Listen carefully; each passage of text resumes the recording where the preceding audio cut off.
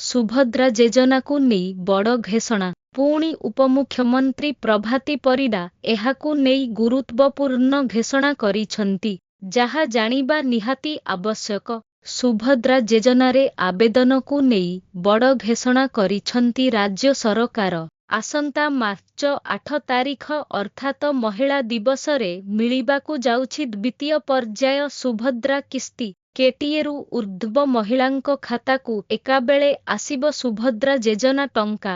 ଏନେଇ ମୁଖ୍ୟମନ୍ତ୍ରୀ ମୋହନ ମାଝୀ କେବଳ ସେତିକି ନୁହେଁ, ଆସନ୍ତା ମାର୍ଚ୍ଚ 6 ତାରିଖରେ ପ୍ରଥମ କିସ୍ତିର ପଞ୍ଚମ ପର୍ଯ୍ୟାୟ ଟଙ୍କା ଖାତାକୁ ଆସିବ। ପୂର୍ବରୁ ମୋଟ 98 ଲକ୍ଷ ମହିଳାଙ୍କ ଖାତାକୁ ସୁଭଦ୍ରା ଟଙ୍କା ଆସିସାରିଛି। ତେବେ ଆଉ କିଛି ମହିଳାଙ୍କୁ ଖାତାକୁ 6 ତାରିଖରେ ସୁଭଦ୍ରା ଟଙ୍କା ଆସିବ। ତେବେ ଏହା ପୂର୍ବରୁ ଆବେଦନ ସମୟ ସୀମାକୁ ନେଇ ବଡ଼ ଘୋଷଣା କରିଛନ୍ତି ଉପମୁଖ୍ୟମନ୍ତ୍ରୀ ପ୍ରଭାତୀ ପରିଡ଼ା।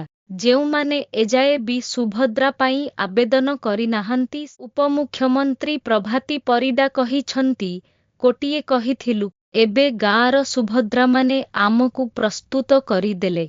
ଆମେ ପୂର୍ବରୁ 98 ଲକ୍ଷ ଦେଇଥିଲୁ। ତେଣୁ ଆସନ୍ତା 6 ତାରିଖରେ ଯାହା ବାକି ଅଛି, ସେ ଟଙ୍କା ଦେବୁ।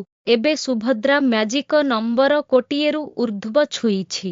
ପ୍ରଭାତୀ ପରିଡ଼ା ଜିଲ୍ଲାପାଳ, ସୁଭଦ୍ରା ଟିମ, ମହିଳା ଶିଶୁ ବିକାଶ ସହିତ ଅଙ୍ଗନବାଡ଼ି କର୍ମୀଙ୍କ ସମେତ ବ୍ୟାଙ୍କ ମିତ୍ର ଓ ଅନ୍ୟମାନଙ୍କୁ ଧନ୍ୟବାଦ ଦେଇଛନ୍ତି। ସେ କହିଛନ୍ତି, 8 ମାସରେ ଗୋଟେ ଯୋଜନା ହୋଇ କୋଟିଏ ମହିଳା। ପ୍ରଭାତୀ କହିଛନ୍ତି, କୋଟିଏ ମହିଳା। ଏବେ ଗୋଟିଏ କଥା କହିବେ, ମହିଳା ଦିବସ ପୂର୍ବରୁ କୋଟିଏ ଛୁଇଁଛି ସଂଖ୍ୟା। ମାର୍ଚ୍ଚ 8 ତାରିଖରେ ସମସ୍ତ ହିତାଧିକାରୀଙ୍କ ଖାତାକୁ ସୁଭଦ୍ରା ଯୋଜନା ଟଙ୍କା ଯିବ। ଆଉ ଏହା ଏକାବେଳେ ସମସ୍ତଙ୍କ ଖାତାକୁ ଯିବ। ଆବେଦନକାରୀଙ୍କ ପାଇଁ ମାର୍ଚ୍ଚ 31 ହେଉଛି ଶେଷ ତାରିଖ। ଏହି ତାରିଖ ମଧ୍ୟରେ ଆବେଦନ କରିଲେ 3ଟି କିସ୍ତି ଟଙ୍କା ଏକାବେଳେ ପାଇପାରିବେ। ଏଥର ପାଇଁ ସୁଭଦ୍ରା ଆବେଦନର ଶେଷ ତାରିଖ ଉପମୁଖ୍ୟମନ୍ତ୍ରୀ ପ୍ରଭାତୀ ପରିଡ଼ା କହିଛନ୍ତି, ଯେଉଁମାନେ ମାର୍ଚ୍ଚ 31 ଭିତରେ ଆବେଦନ କରିଥିବେ, ରାକ୍ଷୀ ପୂର୍ଣ୍ଣିମାରେ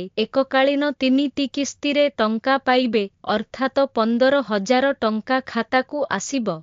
ଆପଣଙ୍କୁ ପସନ୍ଦ ଆସିଥିଲେ ଲାଇକ୍ କରି ଦିଅନ୍ତୁ, ମତାମତ ଜଣାନ୍ତୁ ଓ ଅନ୍ୟମାନଙ୍କ ସହ ସେୟାର କରନ୍ତୁ।